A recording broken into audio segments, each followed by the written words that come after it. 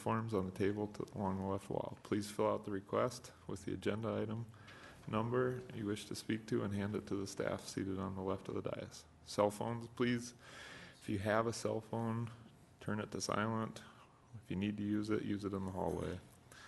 Thank you. We'll start with the consent calendar. Items 1 through 3 have been placed on the consent calendar and may be approved as a group. Action will be taken on all consent items in accordance with staff's recommendation by a single vote. Any item may be removed from the consent calendar by any planning commissioner, staff member, or audience member for separate consideration at this time.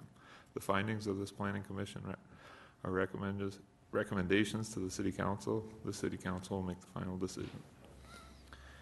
Are there any items 1 through 3 that staff would like removed from the consent?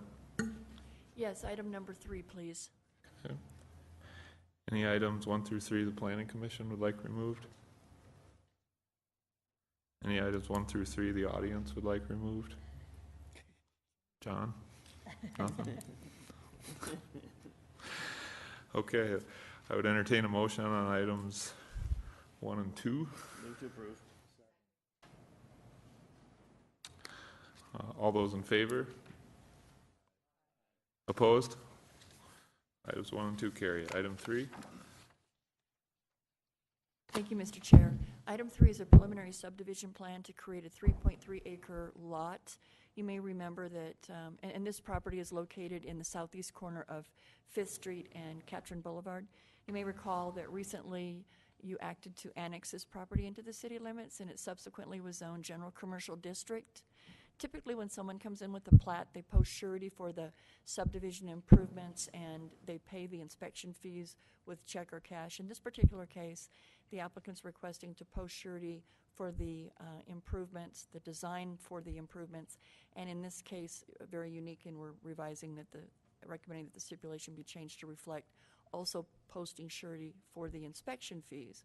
Staff reviewed this, we're okay with it, and so on the dais today is a handout with item number 3 at the top showing in bold, and we're talking about stipulation number 4, that it would, upon final plat application, surety for the required subdivision improvements and surety for the inspection fees be paid. And we are recommending that this item be approved with the revised stipulations.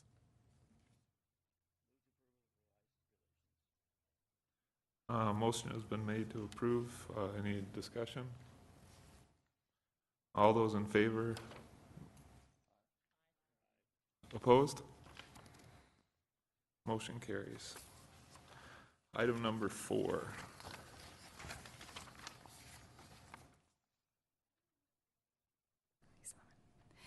Item number 4 is an annexation petition for approximately 34 acres. The staff recommendation is to approve the annexation, but we took it off of the consent calendar in order to address any questions that you might have about reference to the payment to the rural fire districts. The city ordinance creates provision for the city to be able to pay proportions of debts that rural fire districts hold once property is annexed into the city limits. Recently, we updated this ordinance to address the timeline that had been cut off by the previous ordinance.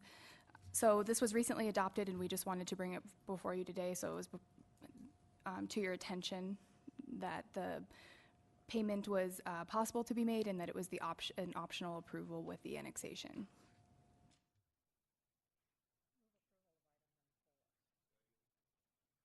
The motion has been made and seconded.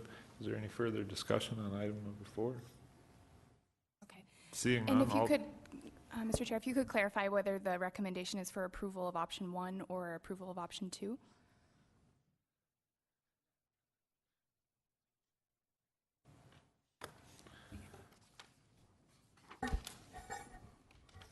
Okay. Sarah, could you go through the 2 options so it's on public record so we know? Okay. Yep. Option 1 is approve the annexation resolution, which includes authorizing the finance officer to reimburse the Rapid Valley Fire District the applicable portion of debt at an estimated cost of $14,400. Option number 2 is to approve the annexation resolution with payment to the Rapid Valley Fire District. Number 2, approve the annexation resolution without payment to the Rapid Valley Fire District by striking the paragraph pertaining to debt reimbursement from the resolution. Thank you. My motion is to have option number 1.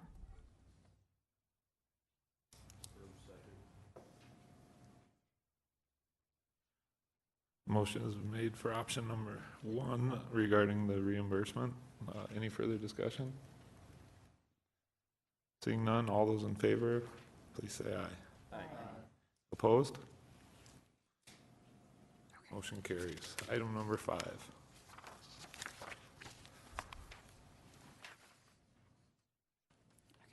Similarly, item number 5 is an annexation for approximately 128 acres located north of Seager Drive, just past the Rushmore Mall. Again, the staff recommendation is to approve the annexation petition. We would ask that the Planning Commission approve option 1 or option 2.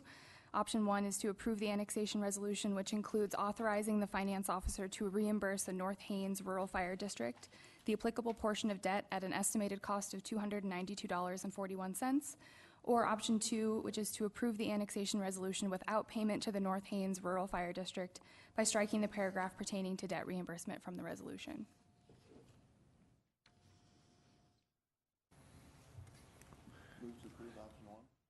Second. Motion has been made and seconded to approve with option number 1 for reimbursement. Any further discussion? Carla? Yes, I just wanted to highlight what Sarah had to say. I probably should have spoken on the previous one, but this is a option that you're going to be seeing on all of your annexations from now on, I believe, unless council gives us some further direction.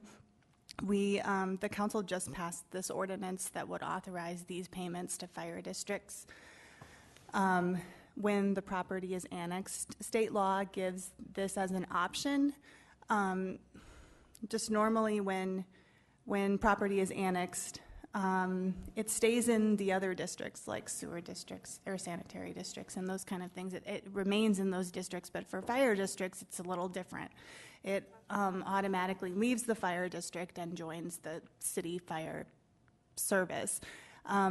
State law recognizes that there might be debts out there that are owed from that property to the fire district, and it says that those property owners are still responsible for it, but the city can elect to pay that amount or some amount towards that debt. And so that's what these options have to do with. So this is just something that you're going to see from now on in connection with annexation agreements, and it's something that council is going to have to authorize the payment to be made as well through these annexation resolutions. Thank you. Amanda? Thank you, Mr. Chair. And may I ask Carla a follow-up question on that as well? Carla, does the funding source need to be identified at this point, or is that a city council function that the funding source would be identified at council? The resolution states that it would be paid out of the mayor and council budget.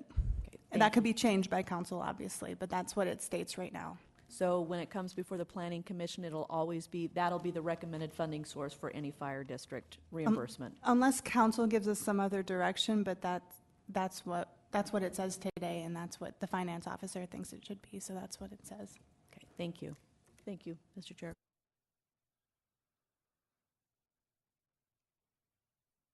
There's been a motion and a second to approve this with option number 1. If there's any further discussion, seeing none, all those in... Oh.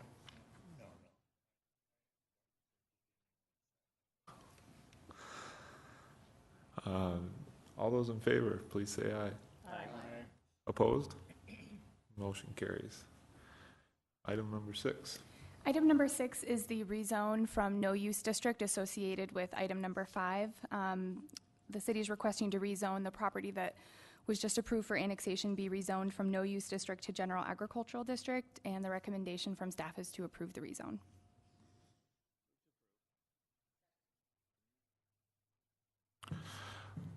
The motion has been made and seconded to approve. Any further discussion on this item? Seeing none, all those in favor, please say aye. Aye. Opposed? The motion carries. And that takes us to discussion items. Andy? Thank you, Eric. Just thinking through that last conversation, I think if the that's a new item. City council should probably determine what they want to do for funding source, so we don't make decisions and then you guys have to reverse them. Mr. Chair? Thank you, Andy. The reason I was asking Carla that question is that this is a recommending body, so when you're approving it, it's got to go to council anyways. And I believe that's what Carla was indicating, is that this will be the first time one of these options comes to council, because council just passed the resolution to consider reimbursing rural fire districts when properties are annexed. So it's brand new. So I'm sure it'll be a discussion at the next council meeting to decide which funding source or funding line item we're going to want to put on that, and then it'll come back for any future ones. Okay, thank you. Follow-up question for Carla real quick on that, Mr. Chairman.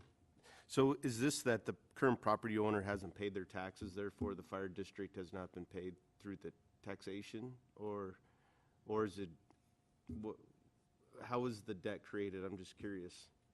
It's debt for capital expenditures that already has been taken out. So it's their liability for debt ceases, for any future debt ceases when they're annexed. But for that past debt, they can either be assessed through the county assessor's office on their tax bill for the fire district's past debts until they're paid off, or the city can make a payment for But that it doesn't amount. necessarily mean that the landowner's behind in paying their taxes. No, not at all. It's for future debt that is owed. Future This debt that's owed. this Okay. amount for Rapid Okay, Valley. great. Yeah. That makes me feel better. I was sitting here and going, oh shucks, we just wiped away somebody's debt because they didn't pay their taxes. Oh, I don't think that's an option for. Okay, property good. Okay, owners. great. Thank you very much.